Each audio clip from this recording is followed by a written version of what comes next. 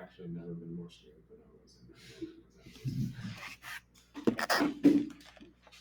that. Okay, so this is just the beginning part of this particular lesson or chapter. The main idea for all of this is going to be logarithms, but the reason we do exponentials before we do logarithms is because exponential functions and logarithmic functions are inverses of each other. Okay. Normally this chapter moves pretty quickly. I've slowed it down just a tad because for some reason, even in Algebra 2, logarithms is something a lot of people don't have a good grasp on. So hopefully we can get it this round, okay? All right, so again, it can't be x squared or x to the fourth or something like that. The x has to be up in the exponent for it to be an exponential function, all right? So without a calculator, go ahead and evaluate these two.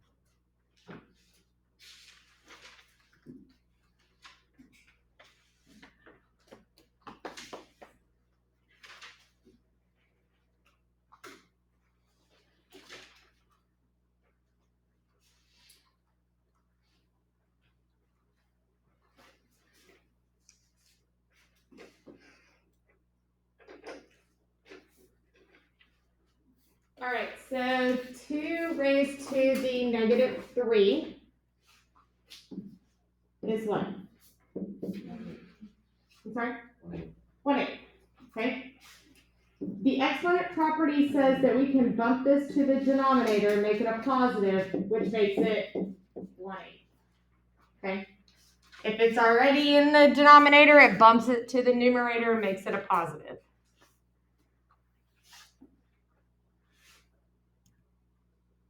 All right. The next one is just simply, can you do hard math without a calculator? I say hard math. Hard computation, I don't know. What'd y'all get? 625. So you can approach that in multiple different ways. You can actually just go 5 times 5, then times 5, then times 5, or you could also do 25 times 25. It's up to you. Okay? All right, so we're going to do the same thing, but I have a table of values I want you to fill in for both 4 to the x and 4 to the negative x. After you fill in the table, I want you to graph both of them on the same coordinate plane. Okay? You're going to fill in this table, 4 to the x and 4 to the negative x, using these values. Then I want you to graph them on the same coordinate plane.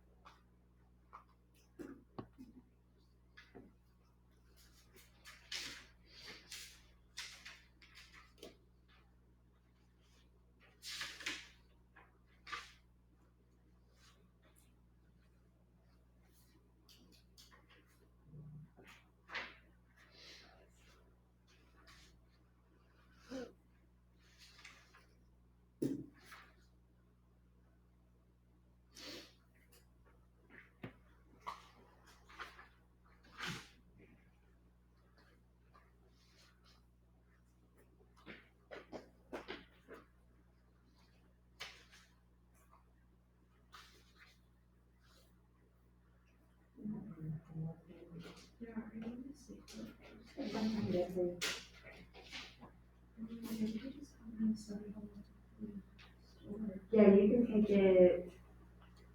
You can take it today if you want. Across the hall, that's 109. I can write you a task.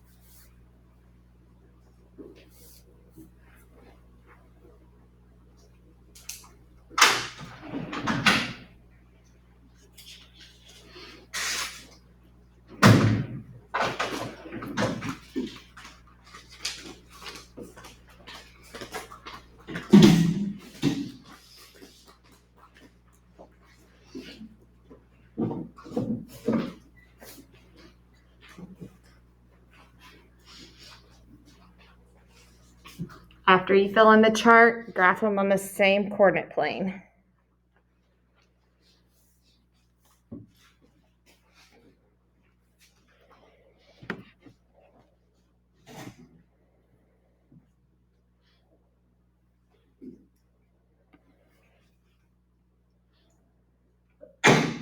Bless you.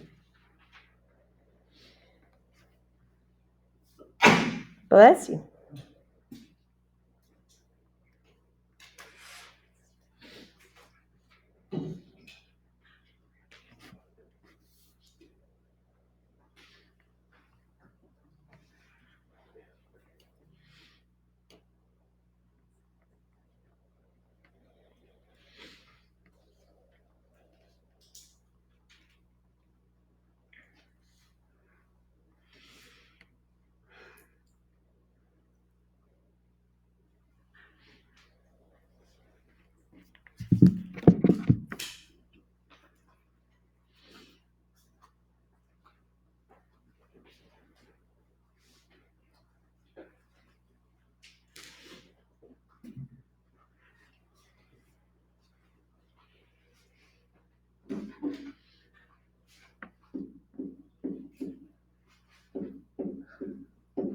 It's anything raised to the 0 power. 1. Not 0. Don't get confused with that. Just like the dumbest rule. I don't know that I'd necessarily say it's the dumbest rule. But it's up there. Well, technically, there's the invisible one that's the alien. It's a different voice. It says your voice. I said that's a different voice. Oh, yeah, that was like my voice. I would hope that was a my voice. No, that was my voice for like the inventor of that rule. Oh, okay. That's what that sounded like. I'd beat them up. I would too. I wouldn't hold back. Going on. All right, so if we graph both of these on the same coordinate plane, you have one going one way and you have one going the other. Hopefully we remember some of those names. For example, if we go left to right and it falls, what was that called? Negative. Exponential Decay. Good. And if we go left to right and we rise, what was that called? Exponential growth.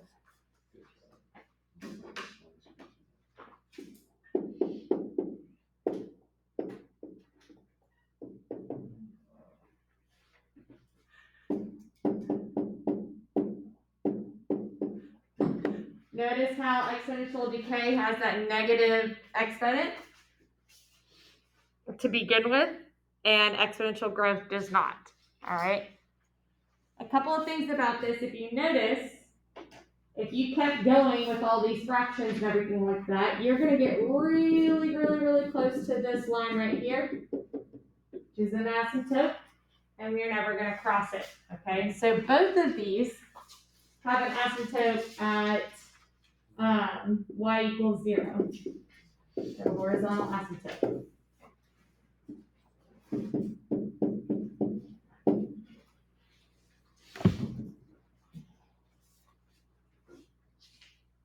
Okay? And that also shifts as the graph shifts as well, okay? Only if it moves up or down. What's the domain of both of these?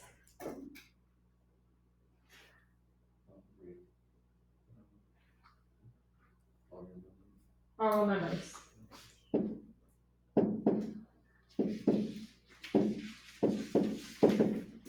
The domain is going to be negative infinity to positive infinity. Our range is going to go from that 0, which is our horizontal asymptote, to infinity from there, not including 0.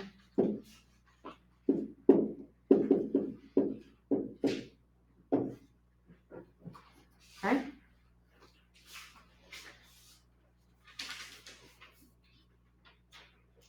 Notice how they both cross at that 0, 1. Right there in that middle. Okay?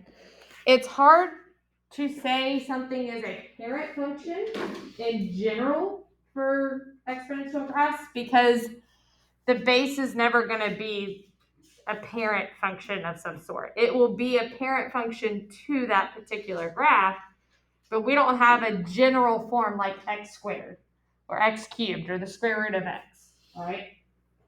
It's going to have a base of some sort, okay? All right, so with graphs, always with it comes your transformations. Bad dog. Good dog, bad dog. It doesn't look like a bad dog. Let me do it on this one. All right, so transformations have not changed.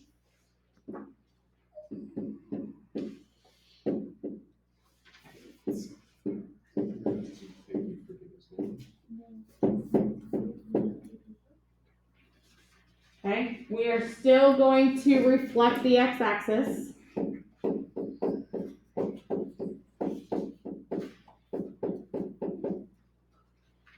We still have a vertical stretch and compression. Oh, come on. Let me write.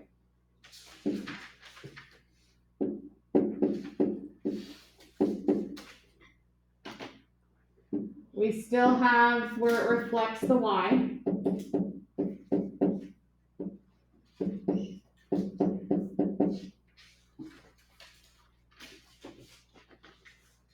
We still have our horizontal stretch and compression.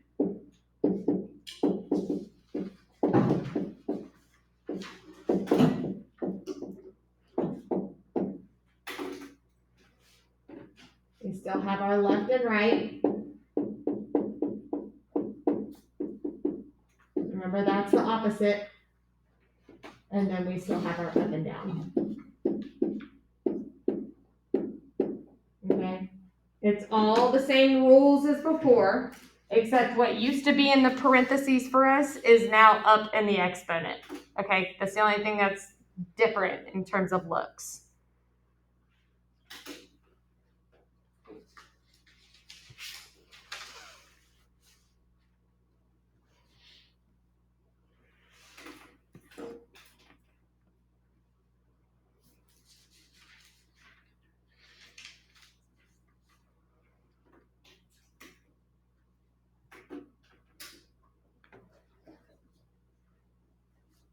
Oh, wait, sorry.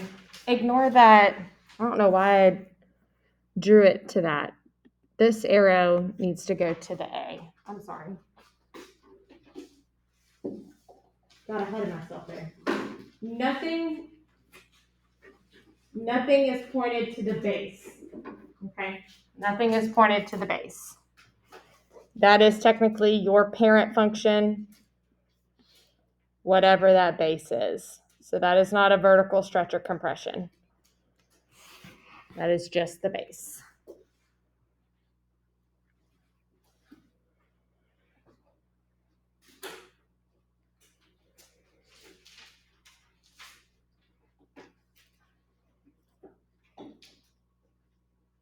Okay.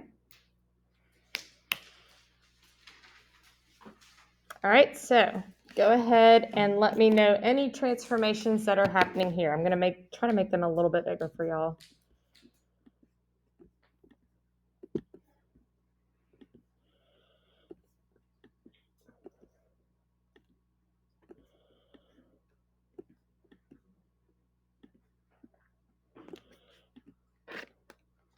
Is that better? A little bit better?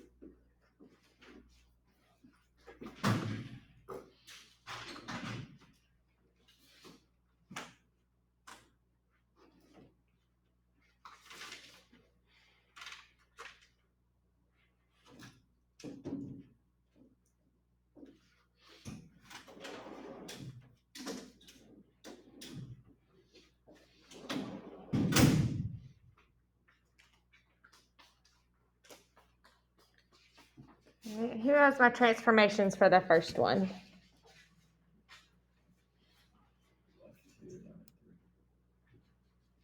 Do it. Left 2, down 3. Okay, left 2, down 3. Okay, who's got the next one? Okay. Right 5 up 5. Next one? Left over, sorry. Don't be stealing all the fun now. I was good, but I was up top.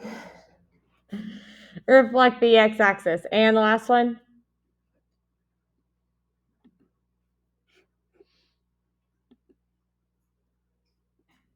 What is it? Reflect the y-axis. Okay. Transformations have not changed. Okay. Yeah, it's supposed to make noises too. This one is. Hold on. Why would you make him make noise? Please Well, it's don't gonna turn, be so please don't loud. turn that up all the way. So loud. No, I think I have to. Oh, there it is. Why did you do that? Ben. Did you think we would be so bored with this one time that you were like, ooh, dog noise? We're preoccupied. Again. The UTK dog. I love UTK. Is that? I don't even know what his name is. I'm not even gonna pretend to know what his name is. Sparky. Not Sparky. I know that. Oh, I know what it is. Okay. I wish it was Sparky. E is not a letter. It's a number. But it's a letter. But it's not a number. It's not a letter. It's all the things. Okay? So E is 2.71828 and on. Okay? devoted her life to this? Me? Yes. What, to E? No, to math. I don't know that I'd say I've devoted my life, Yes, performance ritual. but I don't know that I devoted my life to it. You went to college for it. You spent, I'm sure, exorbitant amounts of money to learn this. And perform many rituals. Okay, natural base E, we're going to use that with natural log, so I didn't want it to be something that was completely like, what is E? It's that 2.71828. It is literally the same shape and look of the graphs that we've already been doing. Instead of the base being a casual 4, 12, whatever number, it's just a decimal, kind of like pi. All right. So it still has the same shape. It still has the same asymptotes. It still has the same intercept at 0, 1. Nothing's changed except for when you plug in a 1, you're now at 2.71828 and so on. Okay. But we're going to use not only E with natural log, but we're also going to use it in a compound, or not a compound, a continuous, compounded continuous problem. Okay, so I just wanted you to be familiar with E itself. Your calculator, I know it did it pretty quickly. In your calculator, E is second natural log, and that automatically gives you the exponent. Or if you want just E, it's second division sign. Okay, so either or. It depends on what you need it for. You can always do the second division sign and then raise it if you needed to. Or you can do second natural log. It doesn't matter. Okay? All right, so this guy. All right. These are going to be some of the easiest word problems you come across, only because they're so straightforward. For example, time, of course, is just going to say how many years. The ending amount, that's the balance in your account. Your principal, again, is going to be how much you start with. And your rate needs to be in decimal form. So they add just a little fluff to these questions, but basically they say you walk into a bank with $400, it's compounded monthly at the rate of 0.06. How much money do you have in your account after 12 years? I don't know. So it's literally like boom, boom, boom, boom, boom. You can pull out all the information you need. And we're going to go over what N actually means.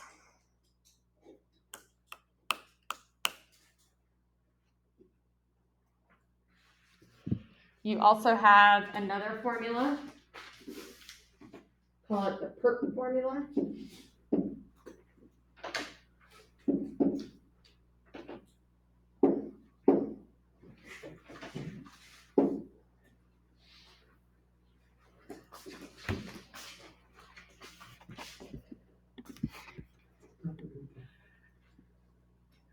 Trying to use the same colors because it's the same variables. That's P times E raised to the RT.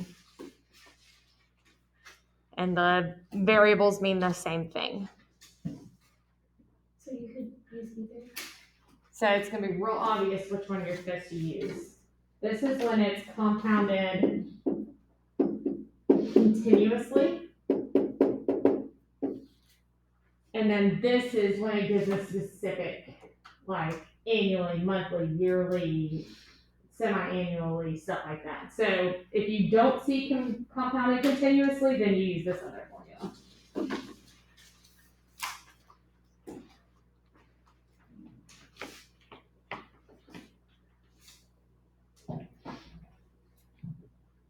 What did you say principal was? Is your initial amount, like how much you have going into the bank or how much you're investing.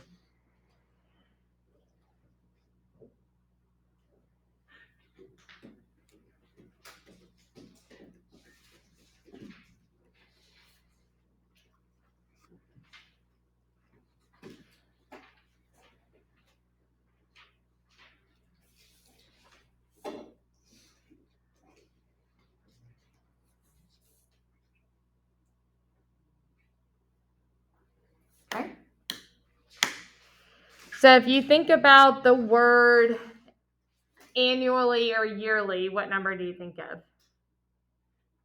1. Okay. Semi-annually?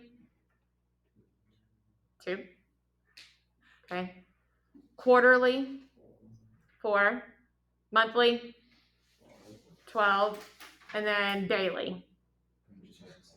365. So if you see any of those words in there, that's what that means. Okay. So this is not necessarily written as a word problem, but it's pretty much how simple it's going to be to pull out this information. They're going to give you your initial amount. They're going to give you your rate. They're going to give you your time with some fluff added in there. And they're going to tell you it's compounded either yearly or annually here, semi-annually. Oops, forgot the other part of my in there.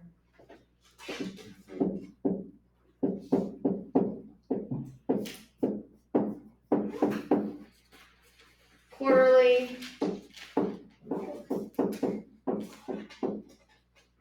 monthly, and daily. And then they might throw in there compounded continuously. Okay? And of course, that's going to be a different formula where we don't need n. Okay?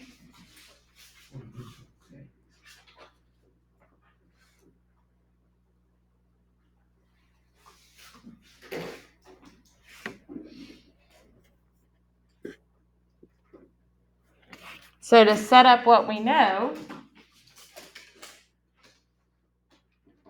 we're going to solve for A. We know our principal, what we started with, was $1,000. We have 1 plus our rate, which our rate needs to be written as a decimal. So that should be what? 0.06.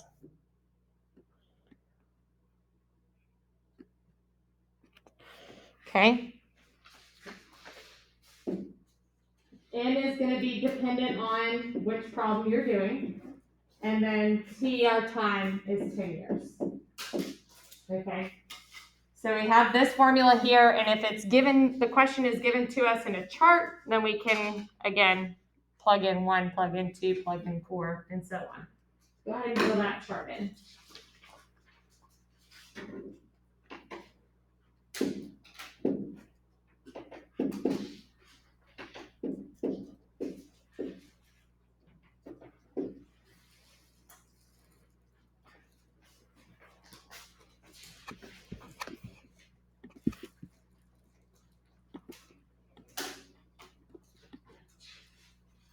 I thought I was going to have enough space.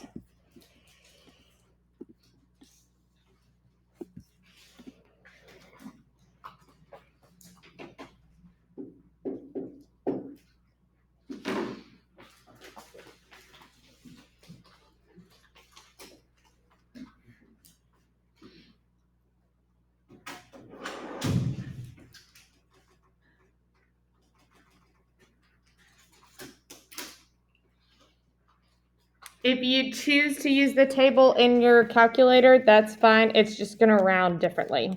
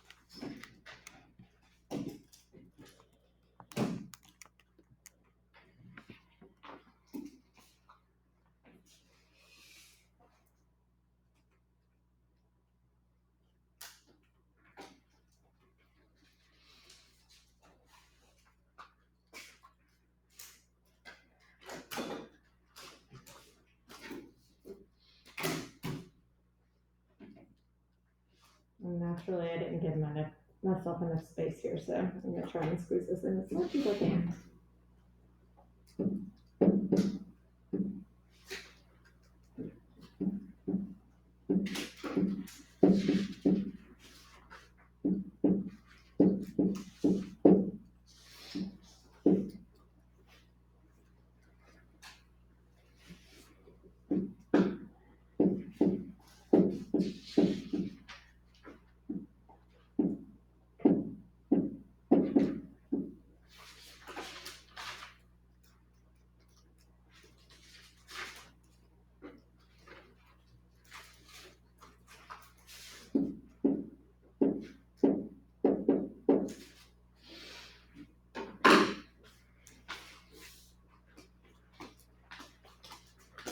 So not every problem is going to be a table where you have to fill in all of them. I just wanted you to be familiar with all the names of everything. Majority of the time, they're just going to ask you questions like just quarterly or just monthly or something like that. What they could ask you, and that's what we'll need logarithms for, is they could ask you this same question given $1,000 and it's compounded continuously at the same rate. How long is it going to take to make $4,000? Okay. Right now, we would have to guess and check. Okay.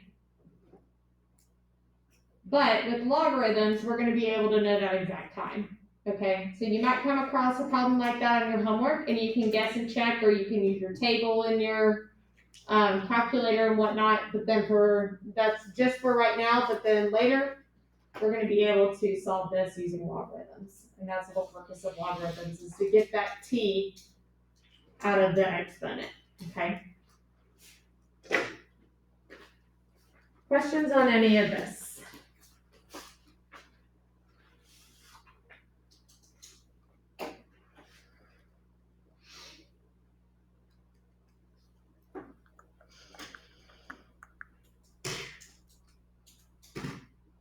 No questions? Okay. Like I said, it was